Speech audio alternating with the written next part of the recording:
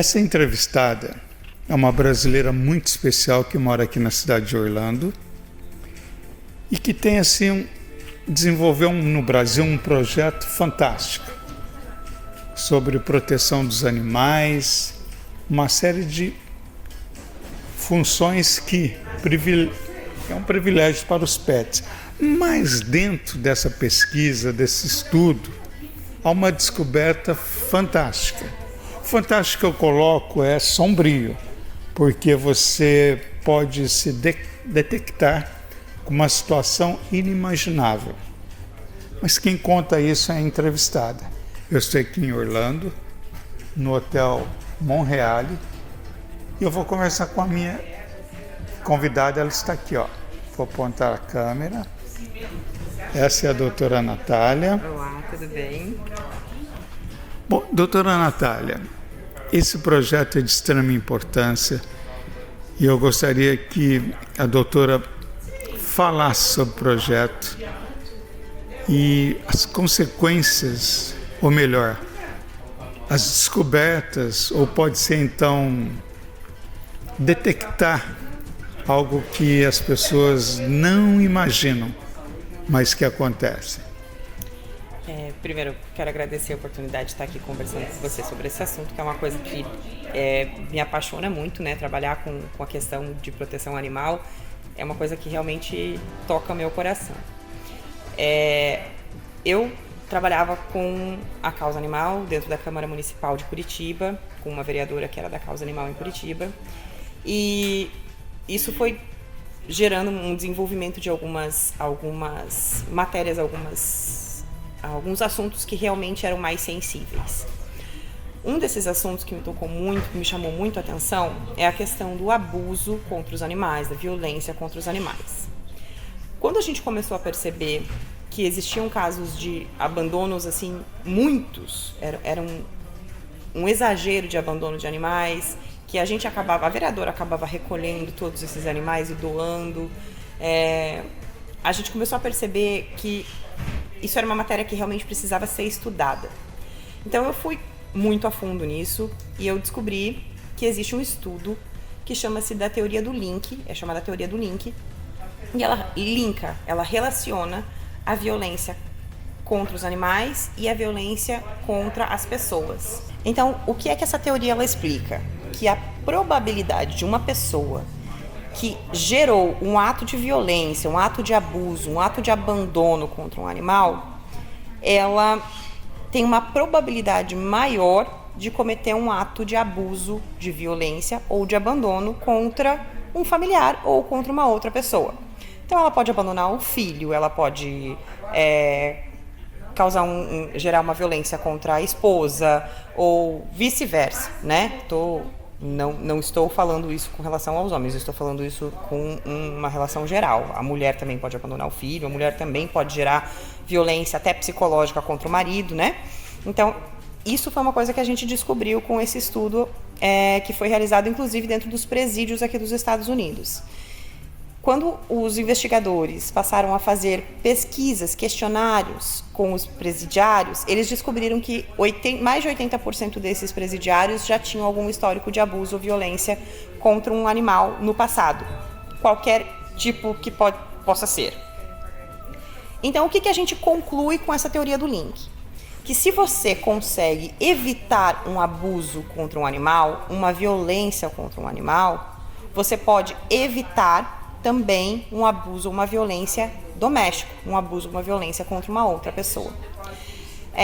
Por isso a gente está pensando aqui em criar um projeto específico para criar um grupo de pessoas que possam auxiliar as autoridades americanas a fazer esse tipo de investigação e prevenir abusos e violências domésticas ou contra outras pessoas. Olha, é surpreendente, doutora, a gente até mudou de ângulo essa constatação de que o ser humano ele pode ser uma ameaça para ele mesmo e, obviamente, como a doutora colocou, os animais, né, são os primeiros indícios de uma psicopatia doentia, quer dizer, tem vários níveis disso.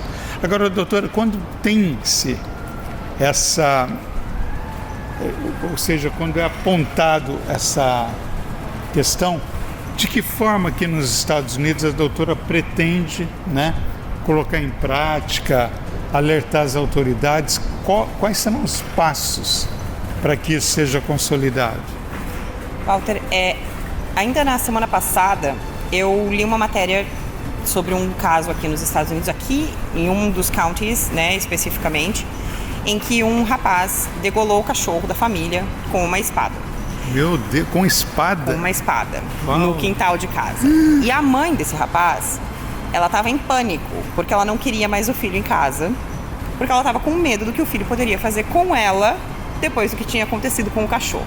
E ele tinha algum indício de droga, alguma coisa? Não foi mencionado nada na matéria, mas o que me saltou aos olhos foi exatamente a reação dessa mãe, dizendo: não, eu não quero mais que ele fique em casa porque eu estou com muito medo do que o meu filho pode fazer comigo.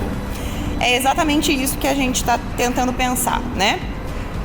Tem um caso de um animal que está abandonado no quintal de casa, está preso, não sai para passear porque o dono não dá banho, não tira as fezes do quintal. Esse tipo de coisa é o começo, é onde você começa a ter alguns sinais de alerta.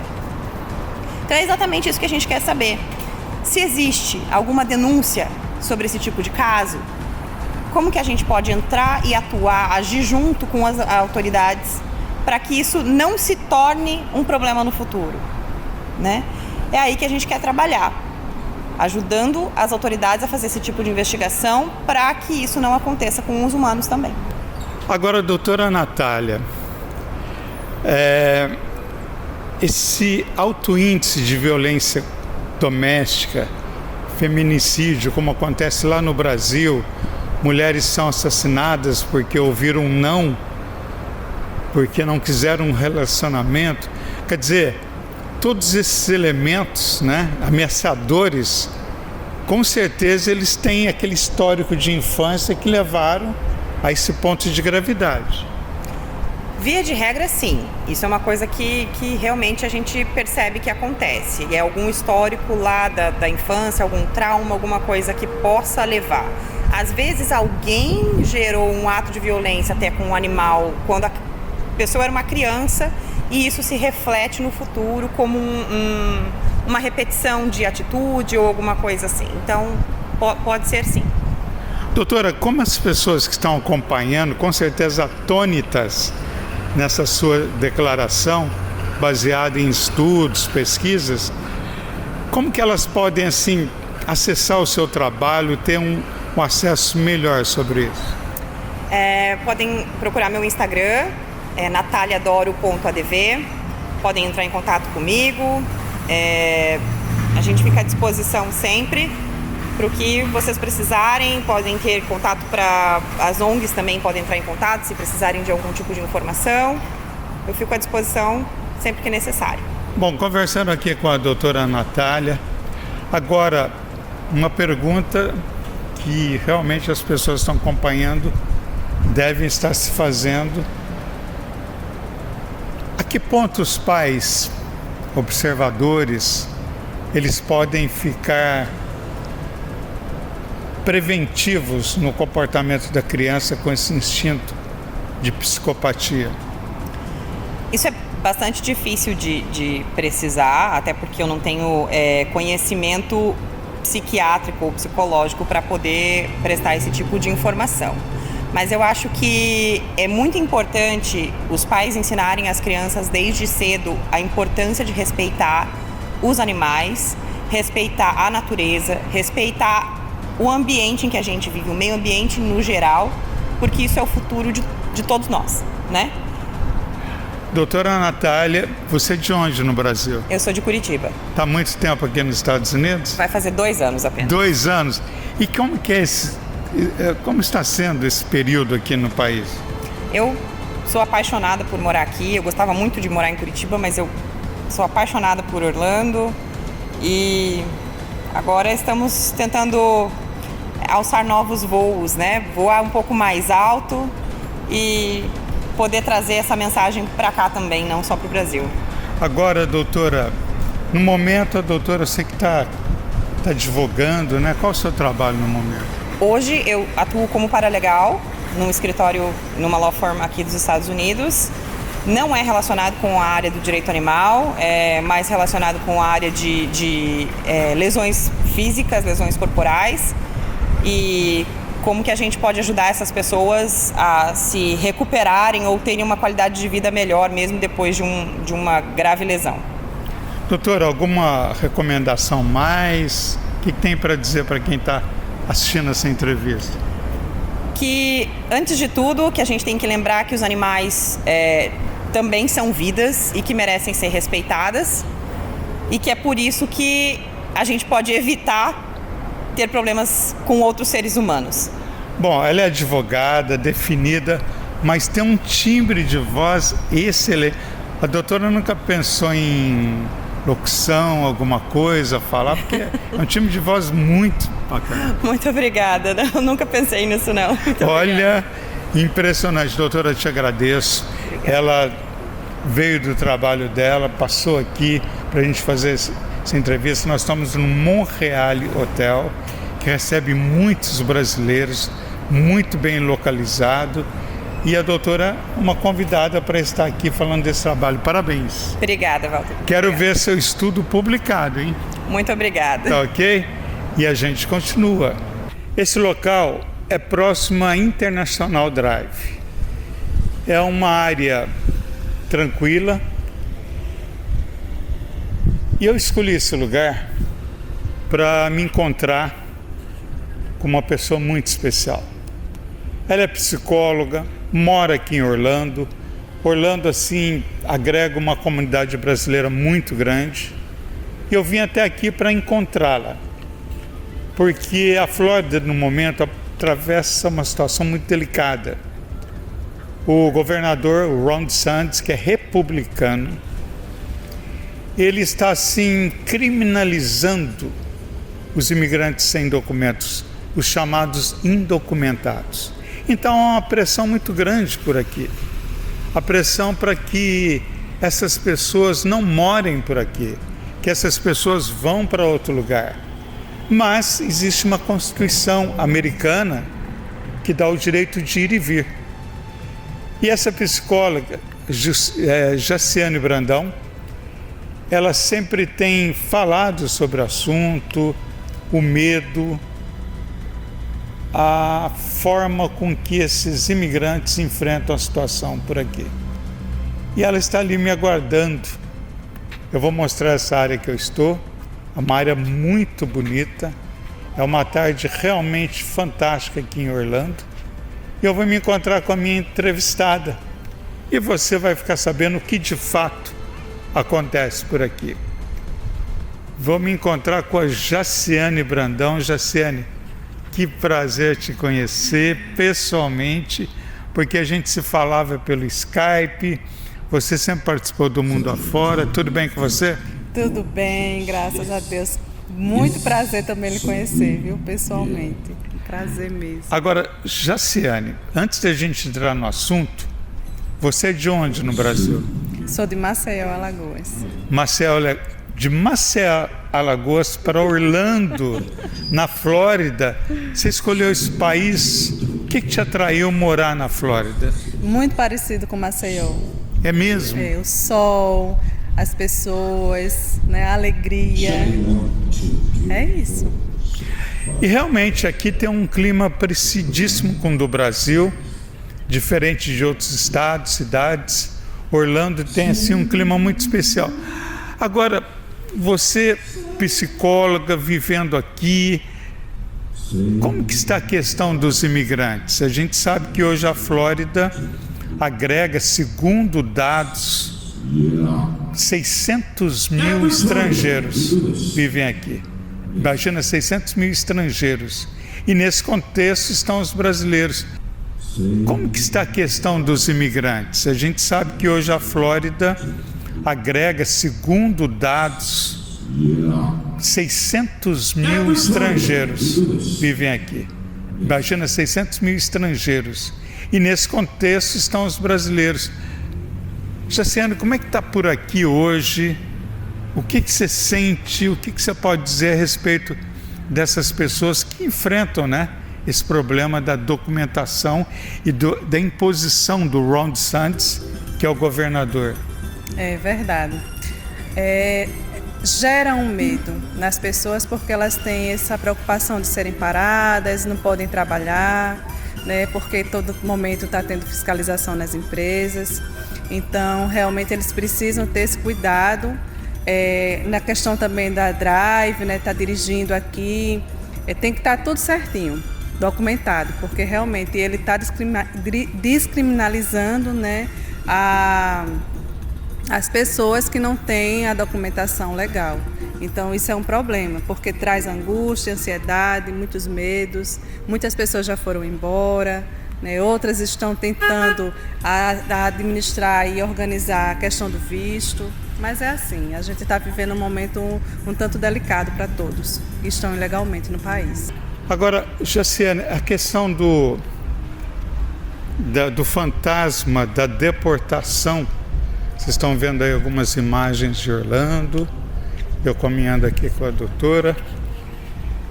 Essa questão da deportação é um fantasma que vem desde os anos 80. O pessoal preocupado, eu tenho medo, e hoje parece que cada vez mais há uma imposição nisso, não é verdade? É verdade. Muitas pessoas sendo pegas e sendo deportadas, né? Aviões fretados. Aviões fretados? Aviões fretados e levando realmente o pessoal embora. E isso está acontecendo muito. Inclusive diminuiu, né, Walter, a invasão no México pela imigração diminuiu bastante.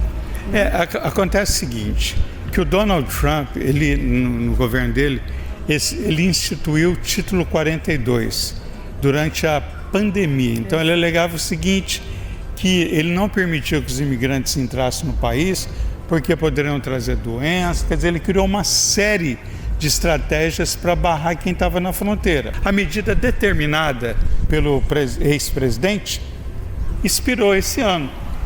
E aí o abacaxi sobrou para o Joe Biden, que é o atual presidente, só que o Joe Biden é democrata e o Donald Trump é republicano, duas vertentes políticas completamente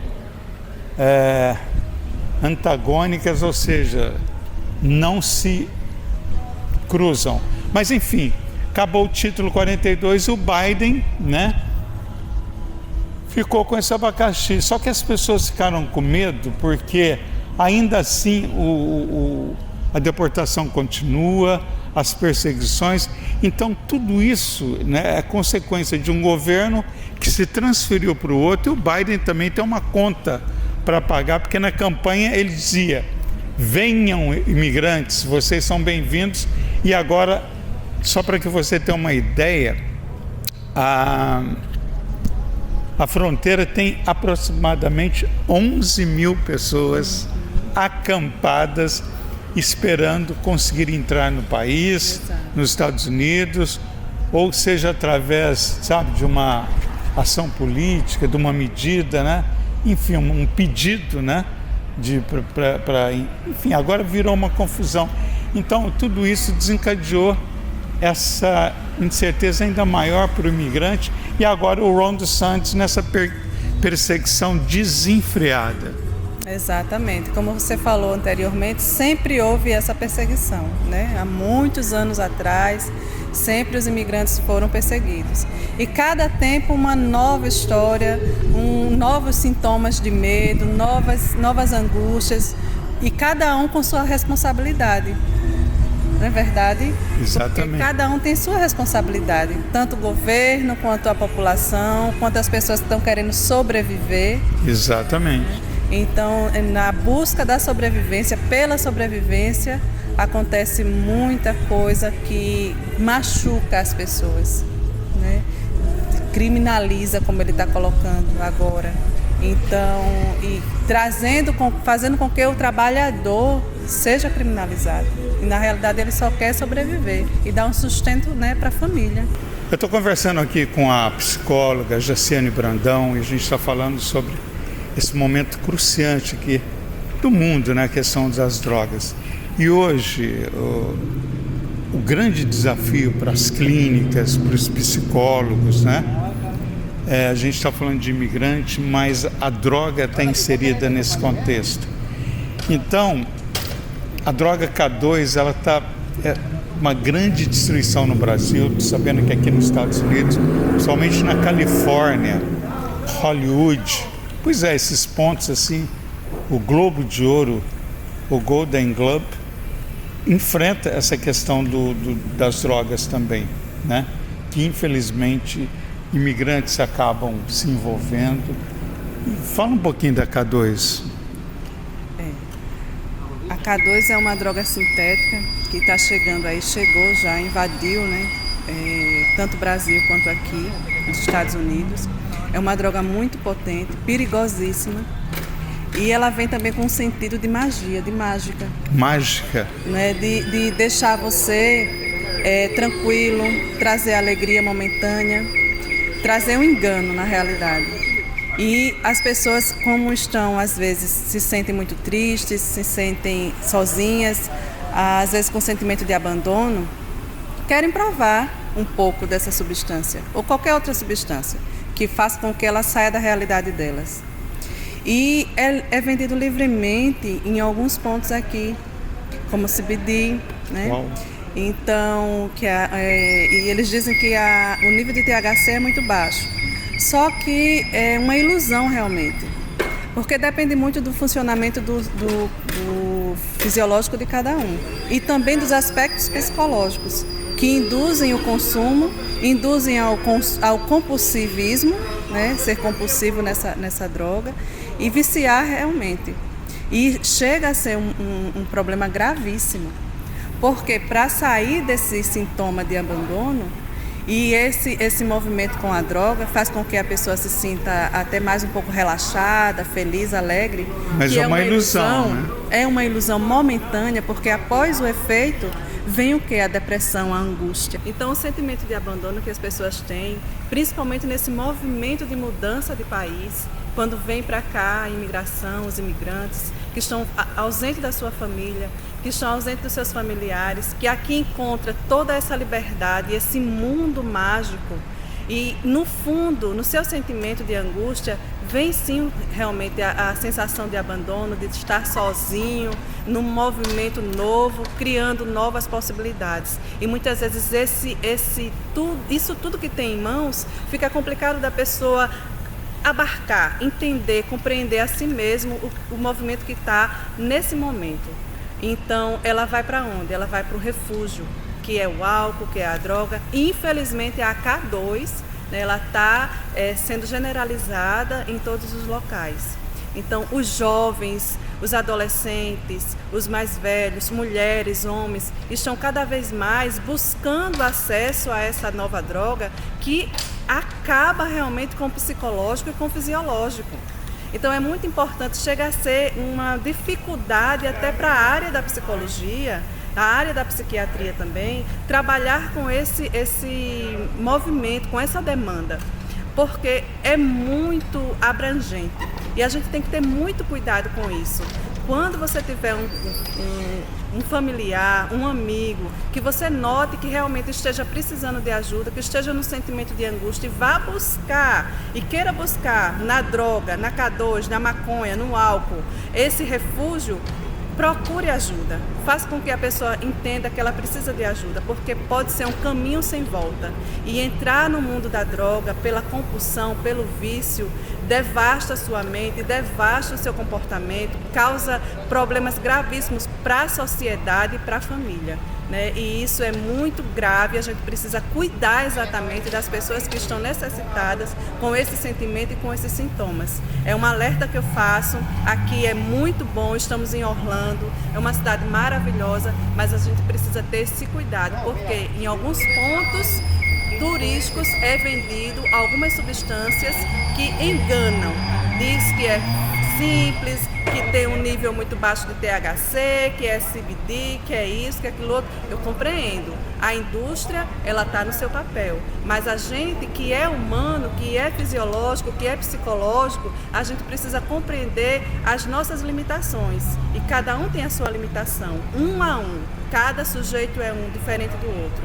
Um que um necessita não é a necessidade do outro. Então, muito cuidado no que você for ingerir, né? Qualquer álcool, qualquer droga, e principalmente essa nova droga sintética que é a K2. Luciane Brandão, psicólogo, te agradeço, né, nesse encontro, ter atendido a nossa equipe para essa entrevista. Ela reside aqui nos Estados Unidos, em Orlando. Quanto tempo você está aqui? Já há um ano. Um ano, mas já está fazendo a diferença aqui. Você é de onde no Brasil? Maceió, Alagoas. Maceió, Alagoas, e tem ajudado muita comunidade aqui. Parabéns pelo seu trabalho. Obrigada, querido. Tá?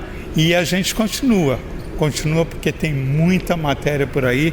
Você acompanhando esse especial feito aqui em Orlando, a terra da magia, mas que tem verdades também. Vai natural, eu estou te acompanhando, fica tranquilo.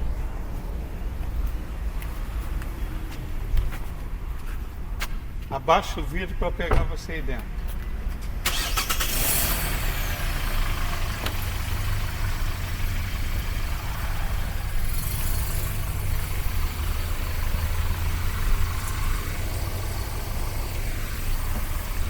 Contorno, isso.